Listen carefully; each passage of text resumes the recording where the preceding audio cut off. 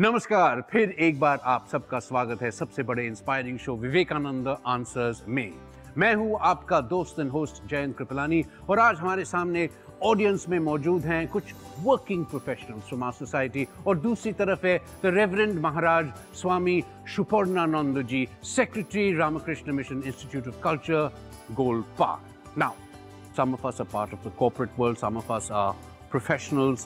They are successfully established in their own fields, and let's get them to introduce themselves. Ma'am, please. Hello, I'm Shakuntala Chanda, and I am a publisher of an international journal for the steel industry, and that is how I'm working right now. Great. Sir. Namaskar Maharaj. Myself is Dr. Devashi Shah. I am MD Medicine and practicing in internal medicine and diabetes. Thank you, Doctor. Ma'am. Namaskar. I am Michelle Ray as a teacher. You're a teacher? Yes. Good. Sir. This is Pradeep Azario, chef by profession. Chef means cook. I love to cook and entertain everybody. Great, Pradeep. Welcome to the show. And we're all looking forward to eating some of your delicacies. Well, thank you very much, all of you, for being here. Maharaj ji, आपकी आगे हो तो मैं आज की शुरुआत स्वामी विवेकानंद की एक कहानी से करना चाहूँगा। आपने रॉकफेलर का नाम तो सुना ही होगा। John D. Rockefeller, as we know, was America's leading industrialist with a fortune that is yet unmatched if calculated as a percentage of the United States GDP. In fact, his was higher than Bill Gates was. Can you just imagine that, my friends? Now, by the end of Rockefeller's career, he himself, along with the Rockefeller Foundation, left a huge, great legacy of charitable contributions. लेकिन इस महान काम के पीछे प्रेरणा क्या थी? Friends, the owner of the home in which Swamiji was staying in Chicago was a partner in some business with Mr. Rockefeller. And many times he had heard his friends talking about this extraordinary and wonderful Hindu monk. पर उनको कई बार बुलाने पर भी वो कभी भी स्वामी जी के सभाओं पर नहीं आए. And actually, at this particular moment, I think Swami ji, you would be able to tell the story much better than I will. Because of his huge fortune, he was a little bit considered puffed up and was overtaken by pride. And he used to live that way. And since he knew much about Swami Vivekananda from his own friend, partner of his business, he had a desire to meet him. But ultimately, he could not muster that courage to talk to him. Rather, he was waiting for Swamiji to invite him. That was his mistake. Now he gathered some courage and then he met him in his room where Swamiji was staying and he was reading. Quite unmindful about what is happening, but he entered, Rockefeller entered. But Swamiji didn't notice him, didn't care to note him even. So that way, it went on.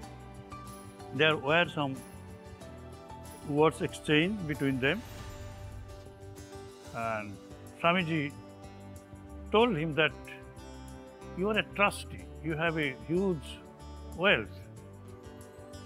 Society needs this money from you because you are a trustee.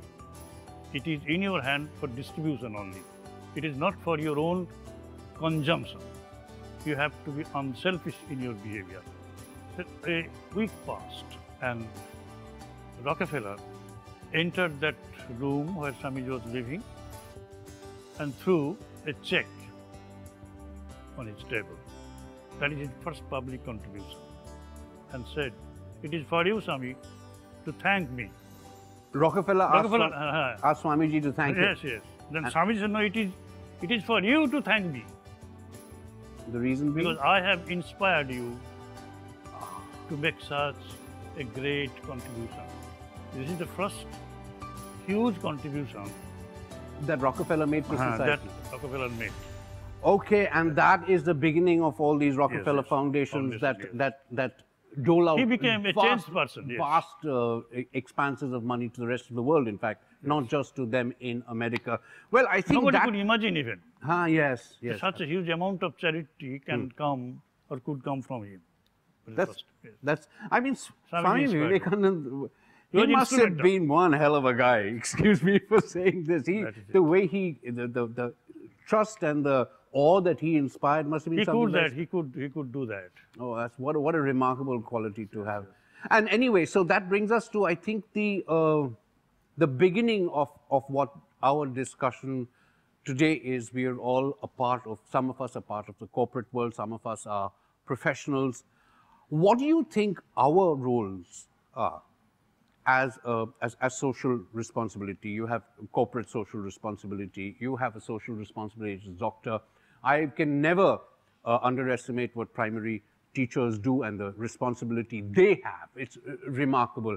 And of course, chefs, you must be having some more other responsibilities than just feeding us. So why don't we start with you? What do you think social responsibility means? Being a chef, certain time I have to recruit a lot of candidates. So sometimes there is a lot of inspiration through Swami Vivekananda ji.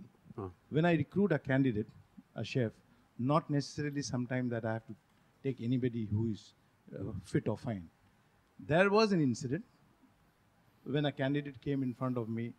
He said, I don't have a father. My mother is a cancer patient, and he's a deaf and dumb. But he's good in his computers. So I had to take him, and my moral responsibility was to teach him, see that he takes a lot of responsibility and performs well. That's And absolutely. I felt that he doesn't have a father. His mother is a cancer patient, and he has a lot of responsibility to take care of his mother. So it was my responsibility then to see that, take care of him. Okay, that you were talking about your responsibility over here, right? I think I would like to split up into two areas. So, Maharaji, with your permission, there's responsibility and there's the duty. Is there a difference between duty and responsibility? Subtle difference is obviously there. So, duty you cannot shirk. You have to do it. When it comes to you, you have to abide by. You have a sort of compulsion. So duty is mandatory. Yes, it is compulsory. But responsibility is not that compulsory. It is optional. You can deliberately do it, or you cannot do it. You cannot even avoid it. I can give you some examples. So, I was born a helpless child. I was nurtured by my parents. Society, or I also feel, and my parents also feel, that I have a responsibility towards them. If I do not observe this responsibility, if I do not do that duty comes that way. If I cannot do that, then society would not punish me. But if you are engaged in a job, if you do not do your duty, you would be sacked. Yes. And that's why it is said that duty is seldom present. It is compared to the scorching rays of a midday sun. Very difficult. That's why we try to avoid it. I see. But responsibility, you see, when it comes to social responsibility, it means that I am what I am today because of society, because of my parents, who are the very parts of society. And if I do not give back what I have received from it, I am a traitor. Since you are connected with the corporate world, what do you think corporate social responsibility should be like? Like, I think there's a budget now in all 2%, companies yeah. where you have to spend X percentage on corporate social. What do you think they spend their money on, or what do you know that they spend that money on? See, each company has their own rule and regulation on what kind of social corporate responsibility they would like to engage in themselves. Yeah. Some of them go into education, child health, women education, women health, and then sustainable work in the villages. Like Sundarban is a very prominent area where a lot of corporates, they put in a lot of money to work. It's a very underdeveloped place. So that is totally dependent on each and every individual corporate houses.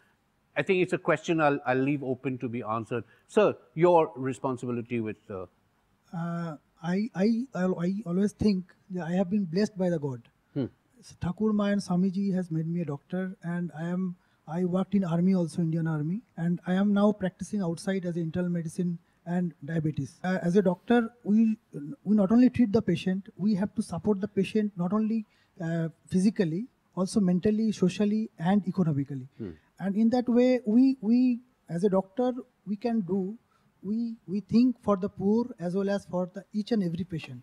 It is not, we cannot differentiate any patient for his economic background. Yeah, you can't come to me because you don't have any funding. That's, Yes. yeah. And as a doctor, I should always say, not only you treat the patient, but you support the patient in each and every aspect of his problems. We should think for the poor and each and every aspect of life to treat the patient. Not only just A sort of level playing field in your mind, Yes, whether yes, you're rich or poor, it doesn't matter. Yes. There's a level playing field. very correct. Ma'am, what are your experiences in social responsibility? I think illiteracy is the biggest crime in the society. Yes. So, me as an individual, I teach not only children when in my spare time, I even teach adults at home, and keep them aware of what is happening in the society. And like, for example, my Whether maid, they read or write or Yes, not, you yes, just exactly. keep keeping them informed. informed. Yes, yes. And suppose, like, I'll give you an example. There's a girl working at my place. So, my spare time, I just tell her, you come, and I'll just show you like how you can read and write your name. Yes. In that case, she can always open a bank account and save Quite some true. money Yeah. for herself. That's absolutely it. splendid. I think that's a So great... this is how it's a I- small contribution, but that's Yeah, so it's a very important. small contribution, but it is a contribution. That's it. So friends, आपने सुना and you must be feeling inspired. तो आइए आगे बढ़े, पूरा करें वो सपना जो विवेकानंद जी ने देखा था, एक संपूर्ण संगठित भारतवर्ष का सपना. Let us join our hands together and take that oath: be and make, be and make. But before we go away, one last word from Maharaj ji. I really would like to re-understand that phrase: be and make. You have to be good and make others good. You have to be good and you have to make others good.